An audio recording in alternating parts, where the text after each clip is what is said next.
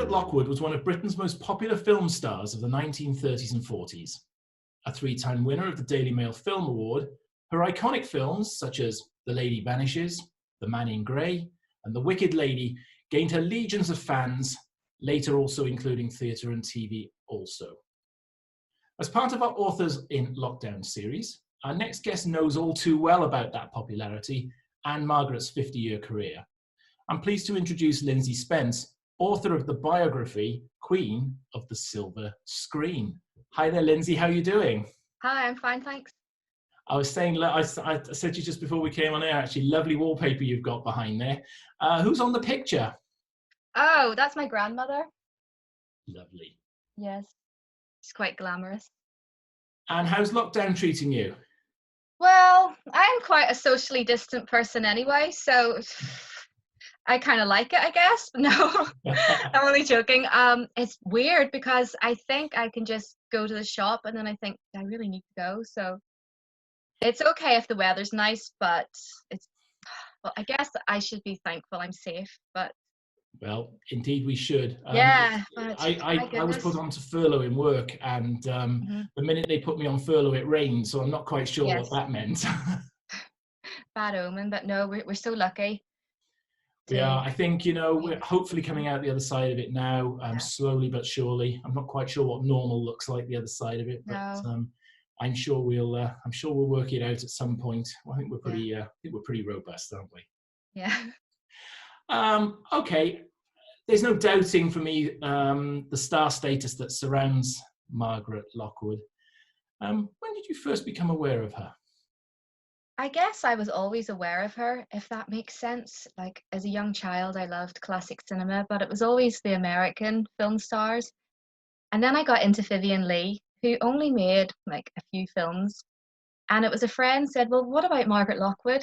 And sort of Googled her a bit, and I thought, she's quite intriguing. So I think once you see her image and, the 1940s image of, I guess, the fill-in and the beauty spot and everything and the big hair and the jewelry, you're like, whoa, who is that? And then when you see her, she can actually act and is so entertaining and just really plays up to that part of being a film star. I mean, what's not to love? And she was so unique. In Hollywood, you had 10 of the same person, but in England, there was only Margaret Lockwood. So I think it gave her quite a wide scope and obviously a huge film base. I mean, she came from a really early age. Obviously, she went to Italia Conte soon after they moved back from British India. She went to RADA, so she was well trained. She was doing theatre in between it. Yes. Then obviously got spotted by a talent scout there. Really, I suppose her career took off from there, didn't it? It did and it didn't. I think she was in the right place at the right time. She didn't win the drama award and everybody's like, why didn't you win? This is awful. But I guess things happen for a reason. And she did. She started off doing little bits, in the theatre.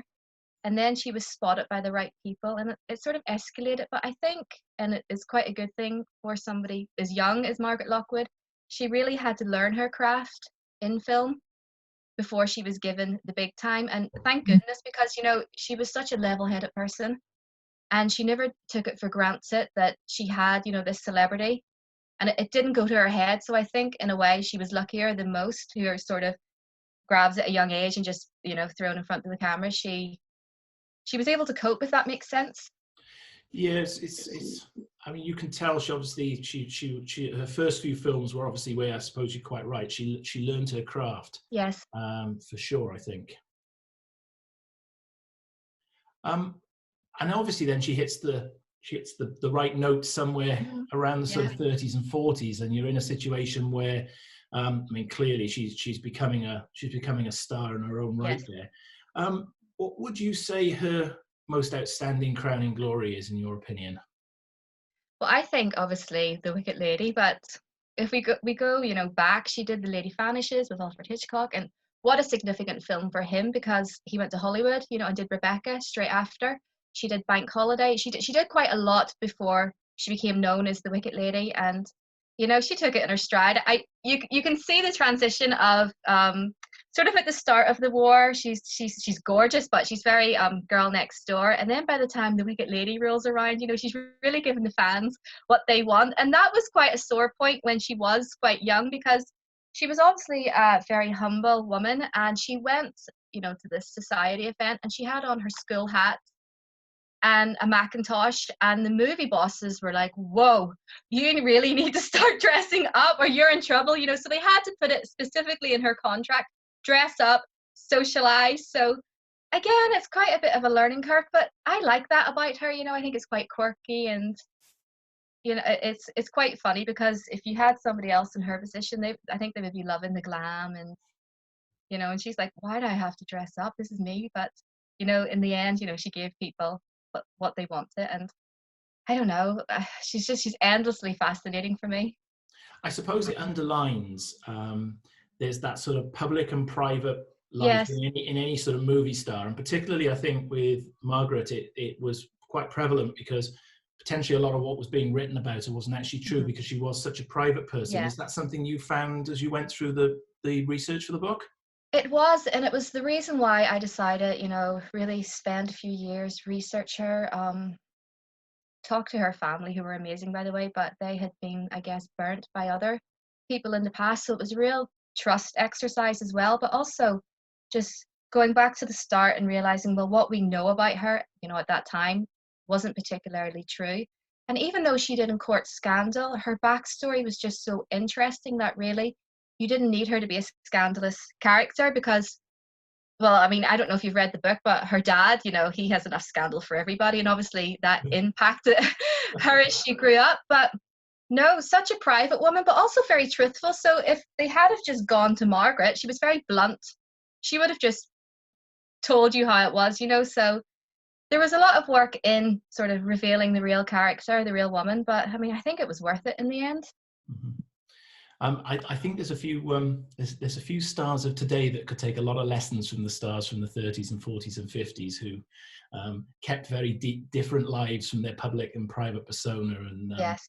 I think that's very much an older fashioned thing anyway, and something that I think you're quite right. She displayed in spades, and I think it was part of the character of the lady as well.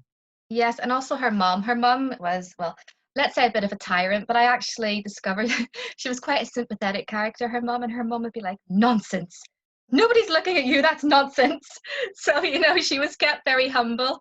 And I don't know if she bought her mum a fridge with her No, I first didn't paycheck, know. and the mum hit the roof like, I don't need a fridge. I've lasted this long without a fridge. So good lessons, at an early age. Like, don't get above yourself, Margaret. So, They are good lessons to learn, yeah. actually.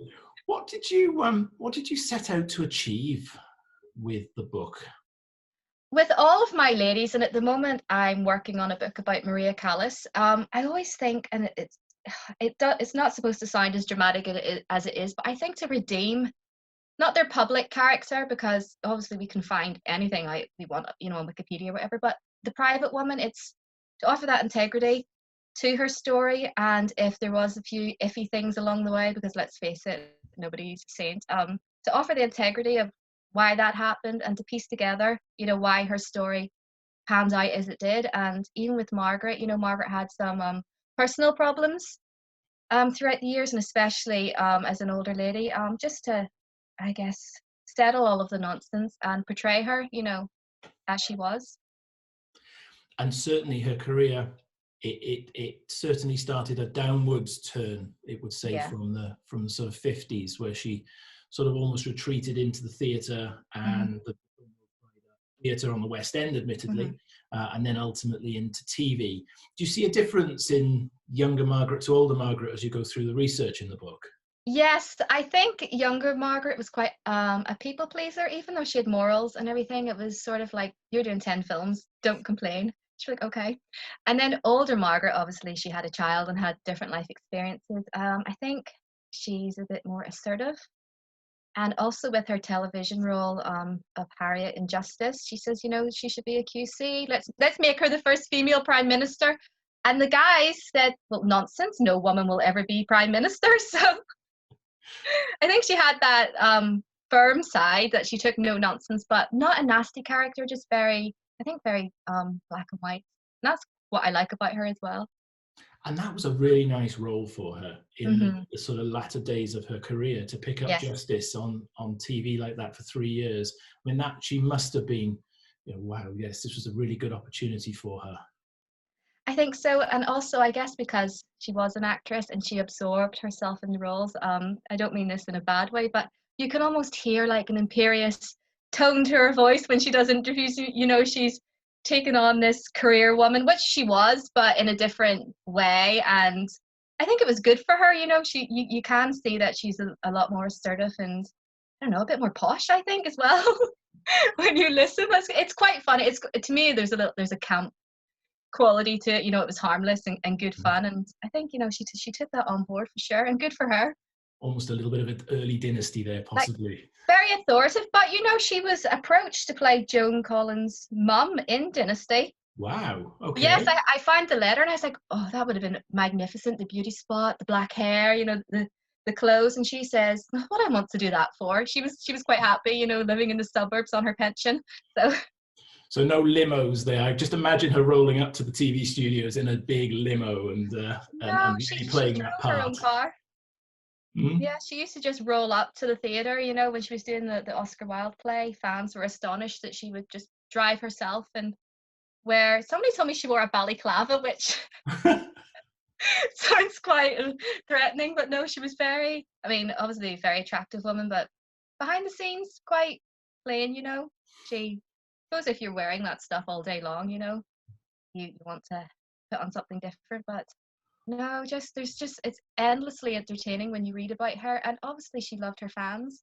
And I've read stories about fans on her birthday used to just leave like a birthday card of cigarettes, a birthday card and a packet of cigarettes on her doorstep. Wow. So yeah, just it's quite funny. Were there any surprises that came to light during your research, things that you possibly didn't know or weren't Yeah. expecting? I was quite surprised because obviously before I started researching and writing biographies as such, I was also impressionable, reading things and going, well, this must have happened if it's been publicized so much. So I was quite humbled to learn that her husband wasn't what he was portrayed to be. He was also quite a decent human being, and also to really learn about her mum and her mum's background, and also her dad. I discovered her dad was a bigamist, and there's a whole different angle to that. So there was a lot of surprises, and although it's not directly, it's not Margaret herself doing these things, it really shaped, how I guess how she approached life and relationships. And also, I was very surprised. Her daughter, who has sadly passed away, she was magnificent. Once I showed her my manuscript, and we really struck up a friendship, and I still have a lot of respect for her.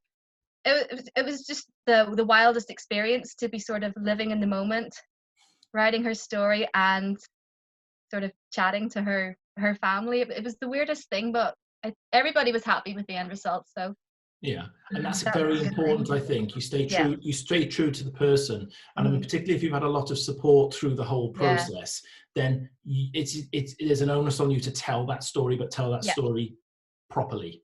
Yes. And sometimes when I guess the family or even the estate, in my case with Maria Callas, get involved, you do have that. We go put that in the book, but so long as you can portray it accurately and, like I said, give it integrity. Sometimes I think it's a bit like, oh, why is that in there? But it's never in there for shock value. And I don't know. I think I was very nervous with the Margaret book, I have to say, but it worked out okay in the end. Oh, that's good, and it Yeah. is a very interesting read, and one that I think it does really let you sort of get an inside track. I mean, yes, everyone can Google things, and everybody Yeah. can sort of see things on the internet, but sometimes it's when you can immerse yourself in that world. Hmm. I would imagine that's a bit like how you work. You almost must immerse yourself in the whole world of, say, Margaret or whoever it is you're writing about. Definitely. And also, behind me, I have a little archive of her papers that was given to me, just to even handle her letters and to see it, her writing. And you really feel their energy. And then you get to the point where you understand them so much, where you can go, did that really happen? And sometimes you can make that call, and then you find along the way the evidence to support it. So you really get to know them inside out as a subject. And I think that is the only way to properly write about them, because there's no point just going, oh yeah, she was pretty scandalous, and rhyming off a few facts. What does the book mean to you? I think was it like my third book? But the first book where I really had the involvement with the family, and to really be led. It, although she was a very, like I said, black and white woman, it was just plot twists. Everywhere I looked, there was just a plot twist. And of course, you're going from British India, and then her father's travels, you know, collecting his wives in different countries, and then going through the various stages of her career and personal life. It was just amazing. Also quite tiring, but at the end of the day, it really taught me certain things for how I approached my other subjects after that. And I think it gave me the confidence to approach different, you know, reps of the people, and not be scared. And not that I would be scared, but to just say, well, this is what happened. I can prove this, and that's that. So it was a good learning curve. And we've a little bit of Margaret with us today, I understand. Oh, yes. I have her There we ring. go. Yeah. So that's an original ring. It is, and she wore it in Spider's Web by Agatha Christie. I can spot it anyway, a mile away on any program. Like, there's my ring, and she wore it in Cast a Dark Shadow, which is a fantastic role for her. It's quite special. It's very heavy. I almost feel like Elizabeth Taylor when I have it on. You know, the Crypt Diamond. But no, I mean, I was lucky enough to get it, and it's perfect for me. It's a lovely memento for sure. Yeah, thank you. So you've talked about the next project. I'm assuming you've been using lockdown wisely, and you've been putting some time into the book during that. Oh, well, yes and no, because everything's closed. You know, the archives are closed, libraries are closed. Quite a good excuse if you need an extension. No, I'm only joking. Yes and no, you know, all the kids are off, so it's quite noisy, but I do my best work after midnight, so I would stay up from about 12 until 5, work on Callus, and sleep for a bit, and then do it all Is it over a very again. similar approach in the Maria Callas book? Definitely. I actually said to my friend who was involved with the Lockwood book, I said, this is so similar, because like Callus, she has sort of been portrayed in a way that's not true to herself, and to be able just to discover. And you know, sometimes when I work on her book, I turn on talking pictures and Margaret's on the screen, so it all connects. But no, definitely the same vibe, and hopefully the same outcome. Well, it's been a real pleasure talking through with you today. I can see the passion. I can sense the whole passion you've got around the whole book that you've written about Margaret, and that comes across. And if there's half the passion in the Maria Callas book, then we've got a line to be played there as well, I would say. You've given us a fascinatingly brief insight into the life of Margaret, and talking about really about your biography of her as a star. Queen of the Silver Screen, brilliant book. Thank you for joining us. Thank you. It's been a real pleasure. Thanks. Bye.